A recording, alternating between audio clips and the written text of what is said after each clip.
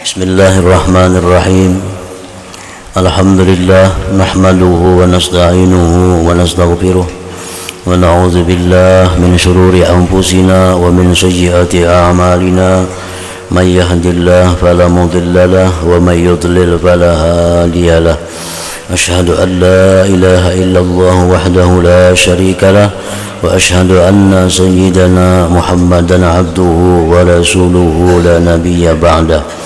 Allahumma salli wa sallim wa barik ala sayyidina wa maulana Muhammadin khairil bariyah wa ala alihi wa ashabihi wa zurriyyatihi wa mawalah, amma ba'd. Yang kita hormati dan kita cintai para habaib dan para alim ulama, para muhibbin, hadirin hadirat rahimakumullah. Alhamdulillah, puji dan syukur kehadirat Allah subhanahu wa ta'ala yang memberikan kita taufik hidayah serta inayah sehingga pada malam ini kita dikumpulkan di tempat yang penuh berkah dan rahmat ini.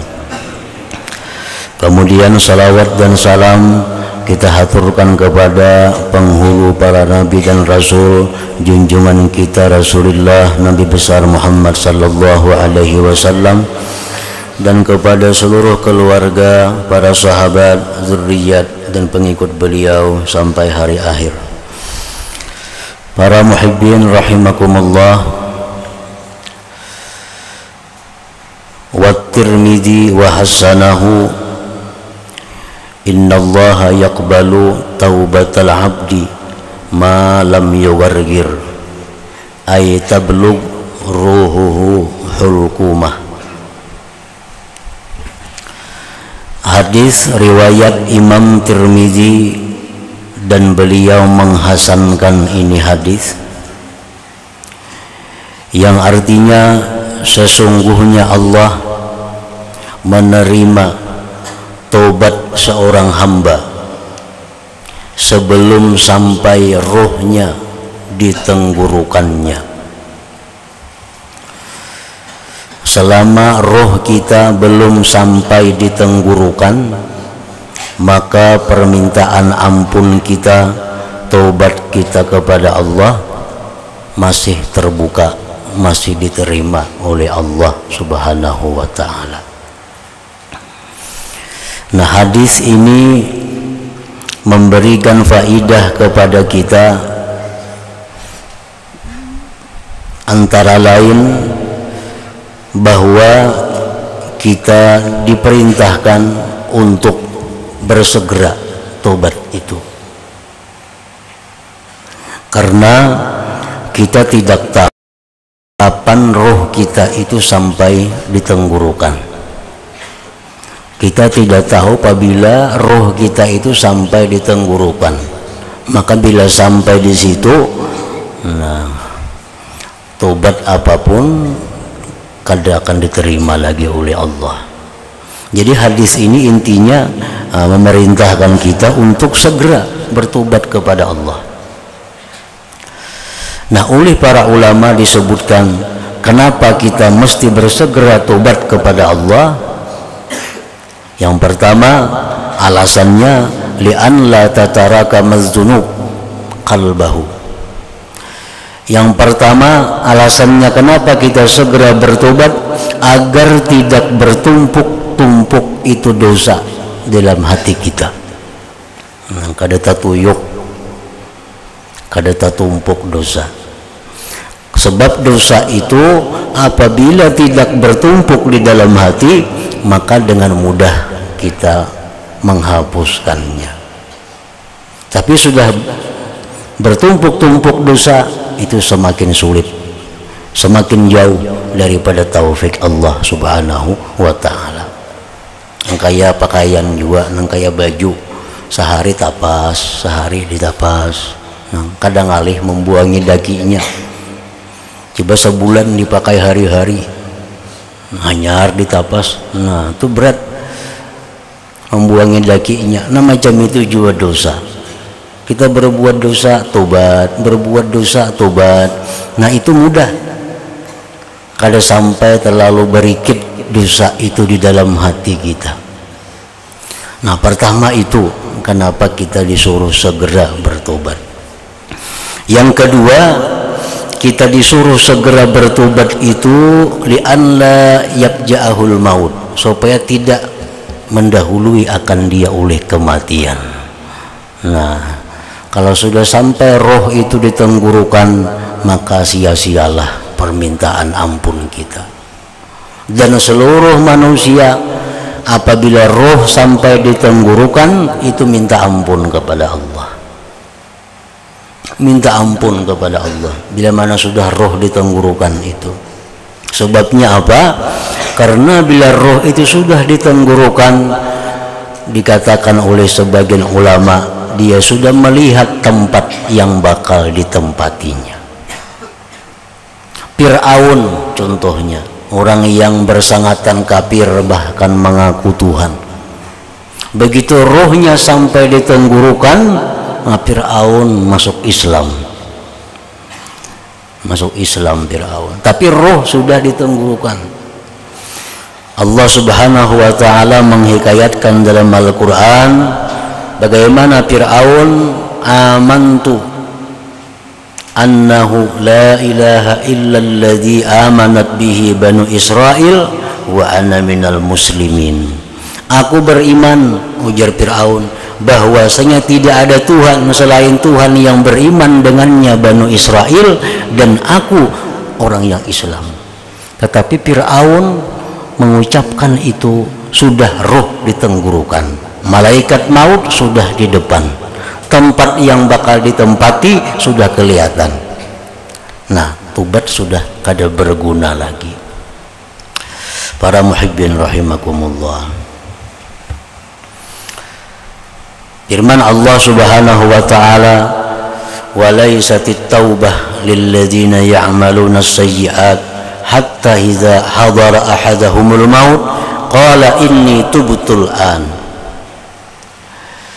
Tidak ada tobat bagi orang yang berbuat dosa sehingga apabila datang akan mereka kematian, dia berkata, aku tobat sekarang ini.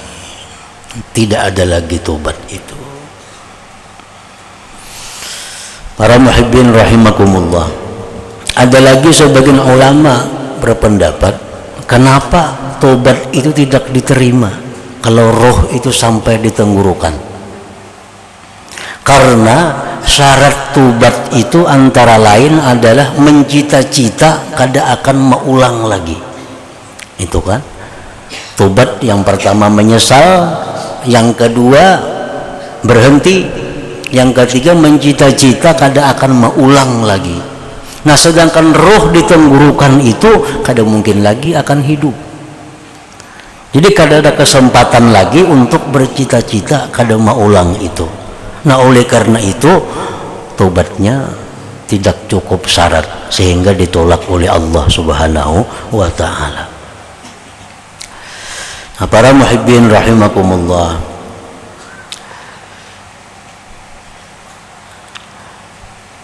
jadi hadis innallah yaqbalu taubatal abdi ma lam yuwargir ay tablugh ruhuhu hulqumah, sesungguhnya Allah menerima tobat seorang hamba selama belum sampai ruhnya ditenggorokannya. Kapan ruh itu sampai ditenggorokan kita kada tahu. Oleh karena itu kita disuruh segera untuk bertobat kepada Allah Subhanahu wa taala. Karena kalau terdahulu mati hanya tobat, nah maka itu tobat kada berguna lagi. Mati mendadak. Kalau orang yang selalu tobat kepada Allah mati mendadak, itu rahmat. Mautul faj'ah rahatun lil mu'min wa akhdatu asapin lil fajir, sabda Rasulullah sallallahu alaihi wasallam. Mati yang mendadak itu merupakan kelapangan bagi orang-orang yang beriman. Banyak para nabi yang mati mendadak, mereka mendapat kelapangan. Nabi Ibrahim alaihissalam, beliau mati mendadak. Tetapi ini orang yang sudah selalu kembali kepada Allah sehingga menemui kelapangan. Tapi kalau orang-orang yang fajir, dosanya banyak, tobatnya belum, mengqadha kewajiban belum, nah mati mendadak, nah ini maka siksa.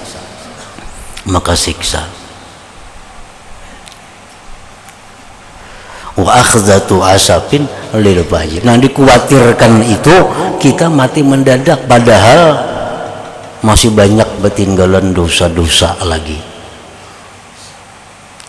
masih banyak hutang riba masih ada, mati. Deposito duit di tempat nang berbunga ada, mati kada sempat tobat. Nah ini nang akhzatu asapin lil fajir.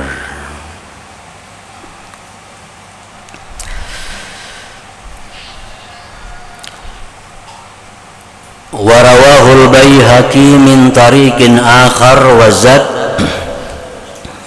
wal mustaghfiru minaz zambi wa huwa muqimun alaihi kal mustahzi'i bi rabbih. Orang yang minta ampun dari dosa sedangkan dia tetap atas dosa itu seperti orang yang mengulu-ulu dengan Tuhannya. Nah, orang yang minta ampun dari dosa dan dia tetap atas dosa itu, maka dia seperti orang yang mengulu-ulu, mahulu-hulut lawan Tuhannya. Artinya apa? Ini dicela, dan lagi itu kada diampuni, sebab syaratnya itu taubat itu ikhlas, berhenti. Jadi kalau kita mengucap astagfirullahalazim, aku minta ampun kepada Allah dari dosa apa yang kita minta ampun itu? Jadi harus jelas, makanya astagfirullah, aku minta ampun kepada Allah daripada dosa. Misalnya dosa kita gibah, nah minta ampun kepada Allah. Sebab macam gibah itu kita bisa minta ampun kepada Allah, soalnya gibah itu kada terus menerus, bisa berhenti. Kan kita misal kamarian tadi sore tadi menggibah orang, nah sekarang kan kita berhenti. Kalau kita misalnya memakai utas cincin emas, nah itu kan diganakan astagfirullahalazim, nah itu ngarannya mukim, tetap atas maksiat, nah itu jangan. Jadi kita minta ampun kepada Allah dari dosa apa? Ya Allah, astagfirullahalazim, aku minta ampun kepada Allah yang Maha Agung daripada misalnya seringkali mengeluarkan sembahyang dari waktunya. Astagfirullahalazim, minta ampun kepada Allah daripada dusta. Astagfirullahalazim, minta ampun kepada Allah daripada ghibah. Nah, dalam hati kita nih, jangan minta ampun kepada Allah lawan dosa, nang dosa itu masih ada pada kita. Di saat kita astagfirullah itu, nah, ya Allah, hamba minta ampun akan engkau daripada riba, sedangkan seorang masih mau tangakan duit berbunga misalnya, nah kada kawa itu maulu-ulu Allah. Jadi nang kita minta ampun kepada Allah, pastikan dosa itu kita berhenti. Ya paling kada saat istighfar itu, paling kada saat istighfar itu kita sudah putus daripada dosa yang kita minta ampun dengannya. Orang misal suka berzina, ya Allah, hamba minta ampun kepada engkau daripada berzina, sedangkan pasangan zinanya masih dihubunginya. Nah, sedangkan pasangan zinanya masih kontak lawan inya, itu ngarannya maulu-ulu Allah. Kalau berhenti daripada zina, maka pasangan zina itu putuskan daripadanya. Nah, hanya kita minta ampun kepada Allah. Karena kalau kita minta ampun kepada Allah tapi masih dalam keadaan berpakaian dengan dosa itu, maka seperti orang yang mengulu-ulu dengan Tuhannya.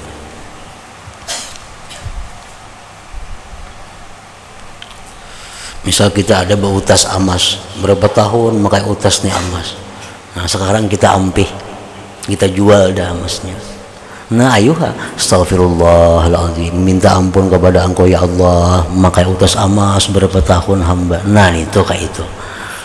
Hilangkan dulu pada diri kita dosa itu, hanya minta ampun lawan Allah. Wa Muslimun wa ghairuhu, dan riwayat Imam Muslim dan yang lainnya.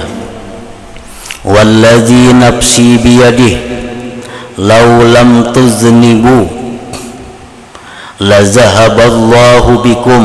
Untuk bacaannya wa tastaghfiru itu lebihan itu.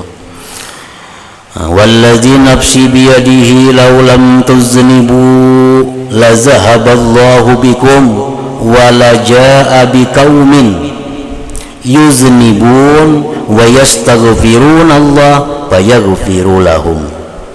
Gairikum itu lebihan juga itu. Rasulullah sallallahu alaihi wasallam bersumpah dengan nama Allah, jikalau kalian tidak berbuat dosa, kayak malaikat semuaan, malaikat tuh kada pernah berbuat dosa, la zahaballahu bikum, niscaya Allah hilangkan kalian. Artinya kita diwafatkan oleh Allah. Wala jaa biqaumin, Allah mendatangkan dengan satu kaum yuznibun, yang berbuat dosa, wa yastaghfirun Allah, minta ampun kepada Allah, fa yaghfiru lahum, maka Allah ampuni baginya. Sekampungan nih misal wali semuaan, kalau sedang berbuat dosanya, kampung itu akan dihabiskan oleh Allah, diganti dengan satu penduduk yang mana mereka berbuat dosa pagi hari, petangnya tobat minta ampun kepada Allah, malamnya berbuat dosa, subuhnya tobat kepada Allah.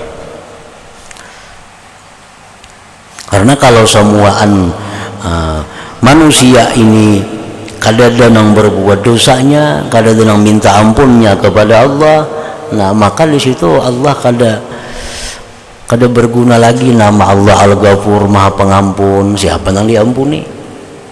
Al-Ghaffar, Al-Afu, banyak ngaran-ngaran Tuhan yang menunjukkan Tuhan itu Maha Pengampun, Maha Penyayang, Maha Pengampun, Pemaaf.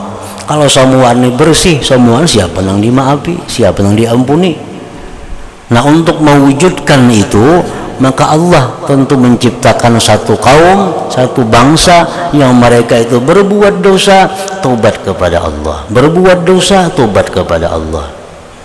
Nah jadi kalau bangsa itu baik semuaan diwafatkan oleh Allah.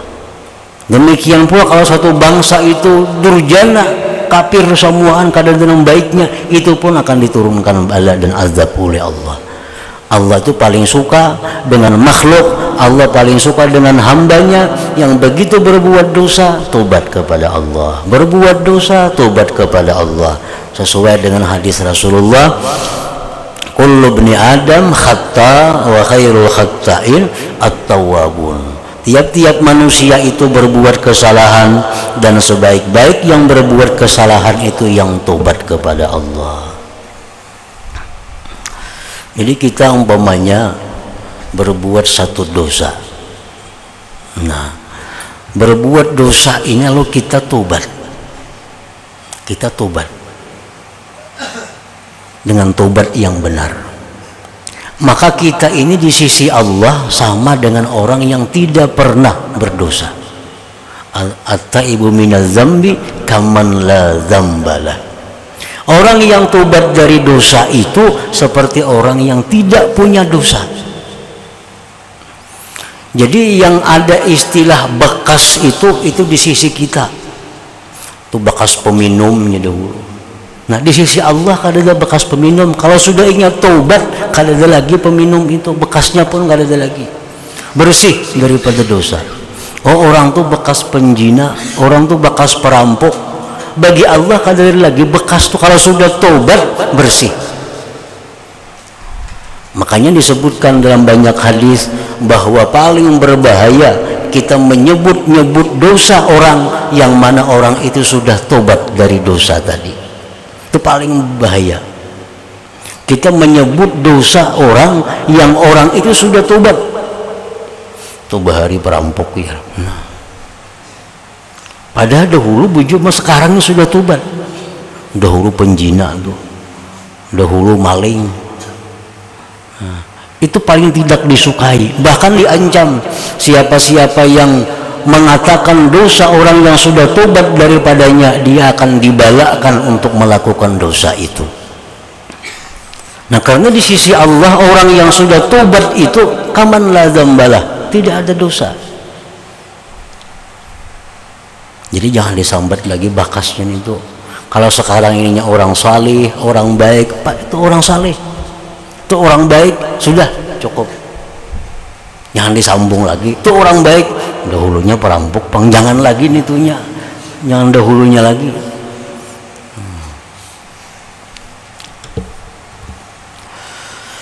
Wa Muslimun, dan riwayat Imam Muslim, laisa ahadun ahabba ilaihil madhu min Allah min ajli dzalik madaha nafsah. وليس أحد أغير من الله من أجل ذلك حرم الفواحش وليس أحد أحب إليه العذر من الله من أجل ذلك أنزل الكتاب وأرسل الرسل. Tidak ada seseorang yang paling suka kepadanya pujian daripada Allah. Orang yang paling suka dipuji itu adalah Allah.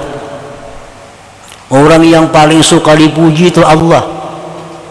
Siapa yang memuji Allah diberinya pahala.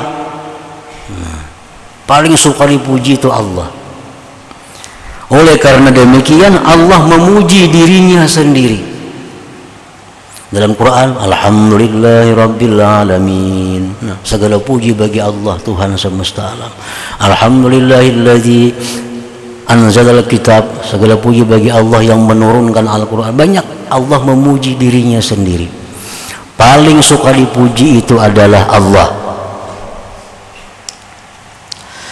Dan tidak ada seseorang yang paling pencemburu daripada Allah. Paling panimburuan itu Allah. Oleh karena demikian Allah haramkan sesuatu yang jahat. Allah tuh paling panimburuan. Nah, panimburuan tuh datangnya di mana asalnya? Panimburuan tuh datangnya di cinta. Mungkin kita kada cinta lawan siapa, kada cemburu. Nah, kenapa kita cemburu? Karena ada cinta. Nah, Allah itu paling cinta lawan makhluknya dan sekaligus paling cemburu. Oleh karena itu banyak larangan-larangan. Kita kalau mencintai seseorang sangat cinta, banyak banget peraturan tuh. Kamu jangan ke sana, kamu jangan ke sini, kamu jangan makan itu, jangan makan ini. Karena kasih sayangan nih lawan orang ini. Nah, Allah tuh macam itu. Allah paling cemburu. Oleh karena itu Allah mengharamkan macam-macam kejahatan. Haramal fawahish. Walaisa ahadun ahabba ilaihi al-'udhru min Allah min ajli dzalik anzalal kitaba wa arsalar rusula. Dan tidak ada seseorang yang paling suka kepadanya tobat.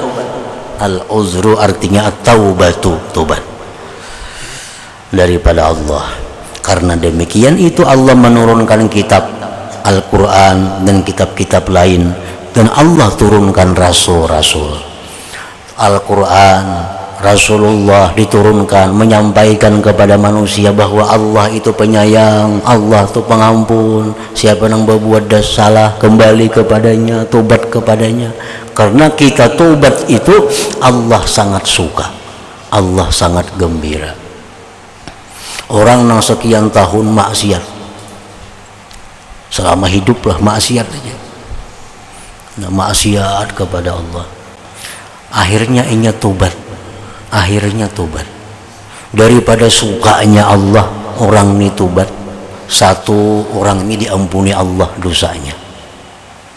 Yang kedua, orang ini diberi pahala karena tobat itu. Yang ketiga, dosa-dosa yang dilakukan dahulu itu yubaddilullah hasanat, Allah ganti kebaikan. Allah ganti kebaikan. Jadi dosa-dosa yang kita bahari mencuntan itu namun sekarang tobat jadi pahala. Kita bahari makan di warung nang kada bayar itu nah tobat sekarang jadi pahala. Asal bujur-bujur tobat. Nah itu daripada cintanya Allah kepada tobat itu. Bukan hanya pahala, bukan hanya dihapus dosa, dosa itu dicurit, diganti lawan hasanat, lawan kebaikan-kebaikan.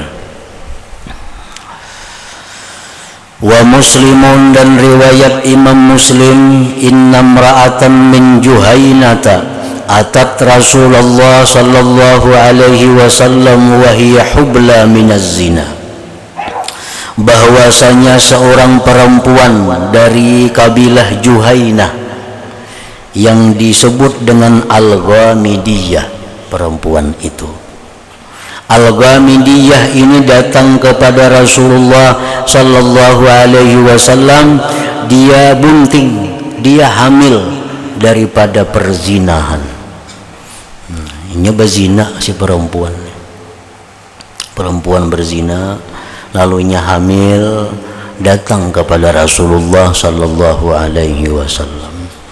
Faqalat ya Rasulullah asabtu haddan faaqimhu alayya. Wahai Rasulullah, ulun telah melanggar undang-undang, maka hukumlah ulun sesuai undang-undang itu. Menyerah diri. Maka hukumannya kalau orang nang berzina itu orangnya ini sudah pernah kawin, hukumannya adalah rajam, dilimpari lawan batu sampai mati, itu hukumannya. Nah, jadi si perempuan ini datang kepada Rasulullah, maka perempuan ini sudah kawin. Nah, datang kepada Nabi mengatakan bahwa ulun telah berzina dan dirikan hukum Allah atas ulun ini. Pada Nabiullah sallallahu alaihi wasallam waliyaha, maka Nabi kita memanggil wali si perempuan itu. Faqala, ujar beliau, ahsin ilaiha fa idza wada'at fa'tini biha. Fa'ala, ujar Nabi, ini si perempuan ini kulaikam kalau ya. Nah, Nabi berbuat baiklah engkau kepadanya. Artinya jangan dicaci maki, jangan dipukuli, jangan disambati, pelihara. Bila mana dia sudah melahirkan anaknya, sudah lahir, hamil nih, nah, sudah lahir, bawa ke sini. Nah, menurut sebagian ulama, bila sudah lahir, sudah menyusui anaknya 2 tahun, bawa datang kemari. Papa ala, maka memperbuatlah si walinya tadi, bawa bulik ke rumah, diharagu si hamil nih, nah, hamil daripada zina sampainya melahirkan, sampai menyusui 2 tahun, habis dibawa kepada Rasulullah sallallahu alaihi wasallam. Nah, ini perempuan yang semalam itu. Fa'amara biha Nabiullah sallallahu alaihi wasallam. Tertinggal pa'amaranya. Fa'amara biha Nabiullah sallallahu alaihi wasallam, maka memerintahkan Nabi dengan perempuan tadi. Fasuddat alaiha thiyabuha. Jadi Nabi, ini perempuan ini bawa ke tanah lapang sana, ikat dengan pakaiannya. Jadi pakaian suruh duduk, kalau bini-bini suruh berduduk. Nah, tutupi badannya dengan pakaiannya. Summa amara biha, kemudian memerintahkan Nabi dengan perempuan tadi, paru jimat, maka dia dirajam. Nah, dirajam, dikumpul orang-orang kampung, suruh membawa batu, nggak kayak ganggam nih batunya. Nah, ditawaki sampainya mati, sampai mati. Summa shalla 'alaiha, kemudian Rasulullah menyembahyangkan atas si perempuan tadi. Habis dirajam mati, dibersihi, dimandi, dikafan, disembahyangkan, dan Rasulullah sendiri yang menjadi imamnya. Faqala Umar, berkata Sayyidina Umar, wahai Rasulullah, tusalli 'alaiha ya Rasulullah wa qad zanat. Wahai Rasul, pian apa menyembahyangkan maka inya berzina. Rasulullah jadi imam, makanya perempuan yang mati dirajam karena berzina. Qala sallallahu alaihi wasallam, Rasulullah bersabda, laqad tabat taubatan. Itu perempuan, wahai Umar, dia sudah tobat. Dia sudah tobat. Akan sebagai tobat, lau kusimat baina sab'in min ahlil Madinah lawasi'athum, jikalau dibagi tobatnya itu antara 70 orang ahli Madinah, niscaya tobat itu mencukupi akan mereka. Maksudnya, lau tabal munafiqun alladzina biha yawma idzin taubatan kataubatiha, taubatan sahihatan min nifaqihim kataubatiha, lakafathum birab'i asamihim. Wahai Umar, jar Nabi, ini perempuan zina, bujur, tapi ini sudah tobat, tobat yang benar. Andai kata orang-orang munafik di Madinah ini tobat seperti tobatnya perempuan ini, niscaya hilanglah dosa-dosa kemunafikan mereka itu. Padahal dosa munafik itu lebih berat daripada dosa perzinahan. Wa hal wajadta abdala mimman jadat bi nafsiha lillah azza wajal, adakah engkau dapati wahai Umar akan orang yang lebih mulia daripada orang yang mengorbankan dirinya untuk Allah azza wajalla. Nah, ini perempuan ini orang yang sangat mulia, dia berani mengorbankan dirinya hanya untuk mendapat keridhaan Allah subhanahu wa ta'ala. Nah, ini hadis oleh para ulama banyak memberikan faidah-faidah, antara lain yang dapat diperoleh di situ bahwasanya orang yang sudah tobat daripada dosa, orang bersih. Nabi pun mengimami, menyembahyangkannya. Yang kedua, bahwa hukuman zina itu tidak bisa gugur dengan tobat. Kalau bisa gugur, orang melakukan perzinahan, tobat kepada Allah sudah, hukuman tetap ada.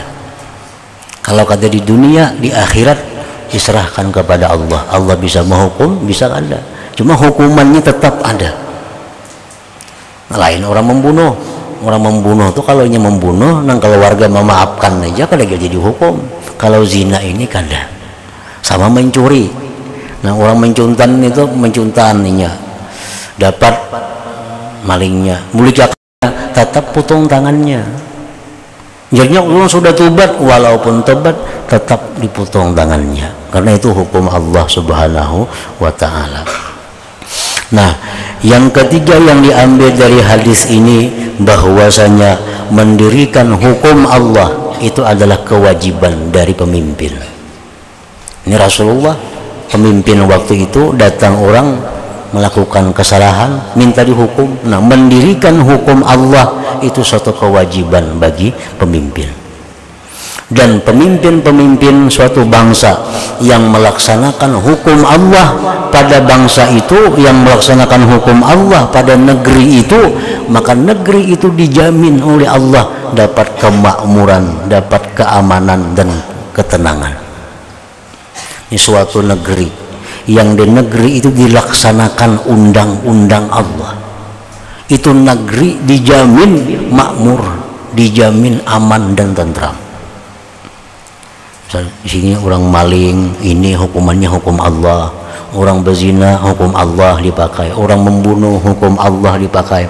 Kalau hukum Allah ini dipakai, maka dijamin negeri itu akan aman, akan makmur rakyatnya.